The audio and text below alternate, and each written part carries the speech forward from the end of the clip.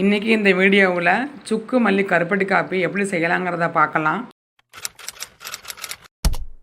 4 பேருக்கு குடிக்கிற மாதிரி செய்கிறதுக்கு வேண்டிய அளவெல்லாம் சொல்கிறேன். இப்போது முழு கொத்தமல்லி ஒரு கையளவு, கருப்பட்டி அல்லது நாட்டு சர்க்கரை ஒரு 25 கிராம்ஸ் அளவுக்கு எடுத்துக்கோங்க. அதுக்கப்புறம் சுக்கு பொடி வந்து 1 டீஸ்பூன். ஒரு சில்வர் பாத்திரத்தில் 4 டம்ளர் தண்ணி கொதிக்க வச்சுக்கோங்க.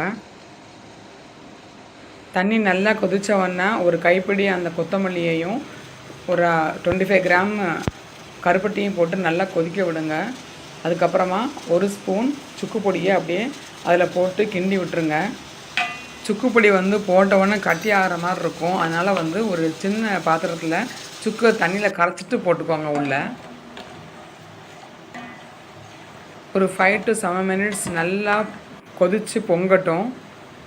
அவ்வளோதான், இறக்கி வச்சிடலாம்.